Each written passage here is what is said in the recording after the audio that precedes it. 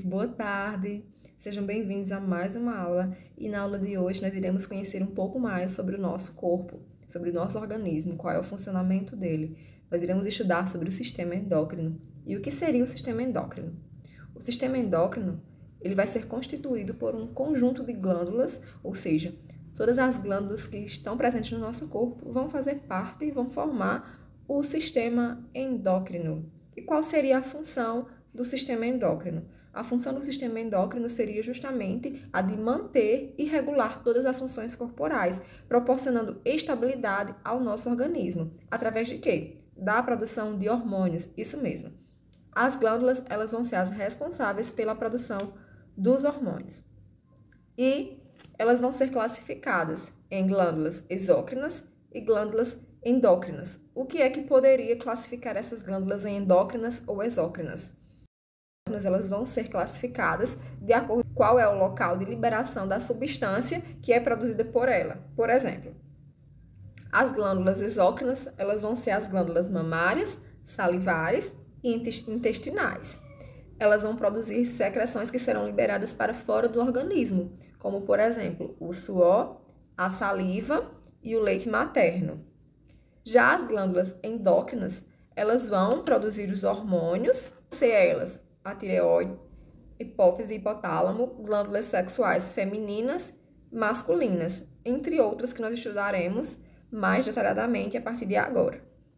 Sabemos que as glândulas, elas vão produzir os hormônios. Mas o que são hormônios? Os hormônios, eles vão ser substâncias produzidas por glândulas especiais transportadas na corrente sanguínea. Por isso que é a questão das glândulas endócrinas, porque elas vão liberar os hormônios na corrente sanguínea. Cada hormônio ele vai agir em um determinado tipo de tecido e vai ter uma função específica. Vai atuar sobre a atividade metabólica, ou seja, sobre o funcionamento de cada célula. Eles vão inibir ou estimular a atividade. E tanto o excesso como a falta de hormônio, ele vai prejudicar o funcionamento. Alguns exemplos comuns de hormônio são a insulina, o hormônio antidiurético, a epdizona, o hormônio juvenil, a adrenalina, progesterona, prolactina, testosterona e glucagon. E alguns órgãos produtores de hormônio, alguns principais órgãos produtores de hormônio, são esses aqui que estão determinados nessa imagem. Então, aqui nós podemos ver a localização, olha, da hipófise, que vai ficar ligada ao encéfalo, a tireoide e paratireoide, vão ser esses aqui, olha, que vão estar mesmo no nosso pescoço, vamos dizer assim. As glândulas adrenais, o pâncreas e os ovários. E no homem, nós iremos mudar aqui dos ovários para os testículos, só que os outros, eles permanecem iguais, tá certo? Então, vamos lá. Vamos estudar primeiramente sobre a hipófise, que é uma glândula muito importante, que vai estar ligada ao encéfalo, como eu já falei, e também ao hipotálamo. Qual é o hormônio que a hipófise vai produzir? Ela vai produzir o hormônio do crescimento.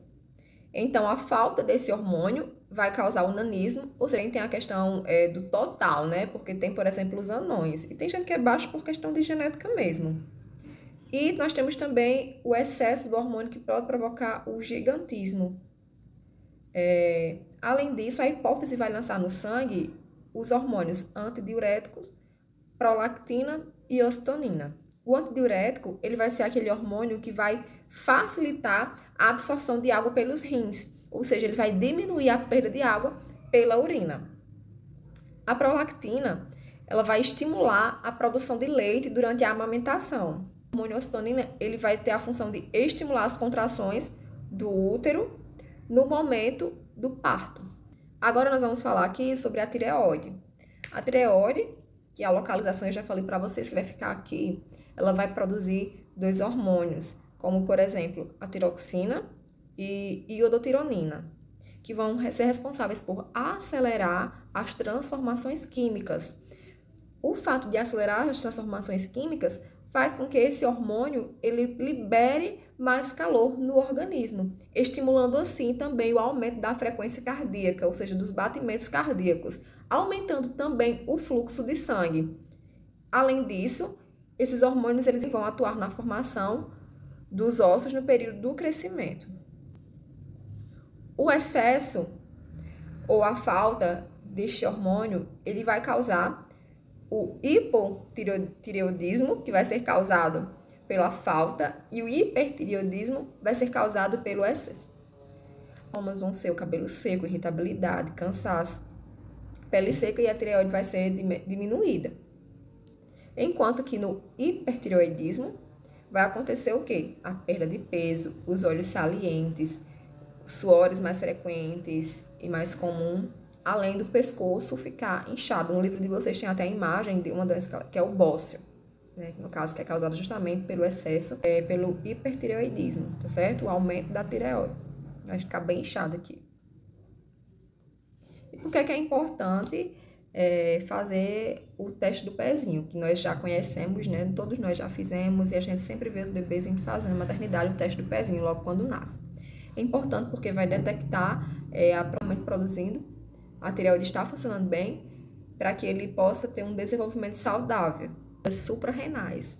O nome suprarrenais, ele vai lembrar o quê? Os rins. Então, essas glândulas suprarrenais, elas vão estar presentes logo atrás ali dos rins, ligadas aos rins, e vão produzir adrenalina, que vai ao corpo para enfrentar situações de perigo, além de controlar a taxa de água e sódio do nosso corpo, atuando em situações de estresse, traumas, inflamações e alergias.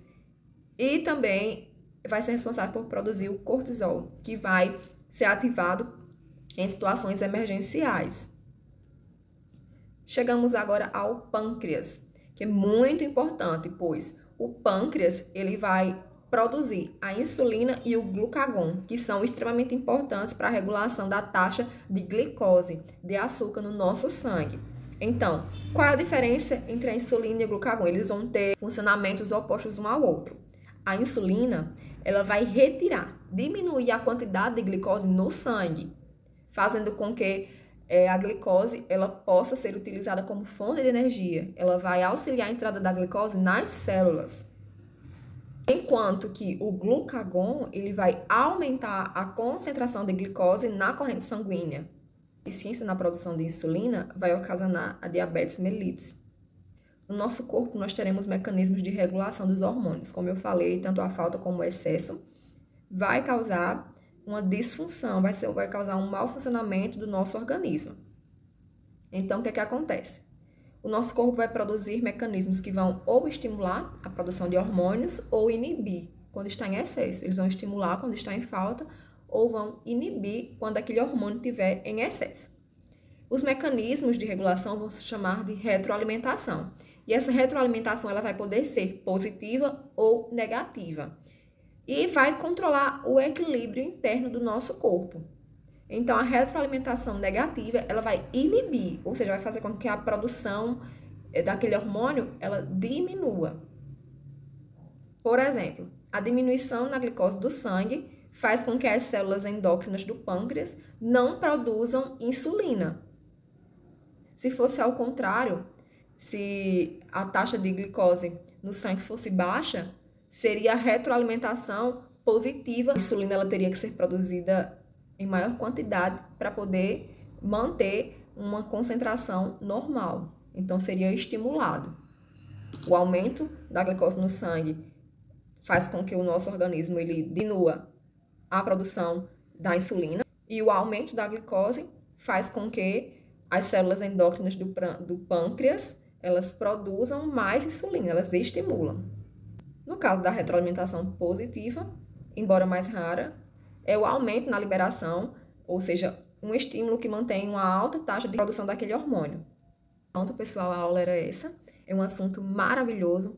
Nós vamos falar nas próximas aulas mais profundamente sobre o estresse, sobre a diabetes e outras coisas que são ocasionadas quando nós não temos um bom funcionamento do sistema endócrino, certo? Espero que vocês tenham entendido. Tchau!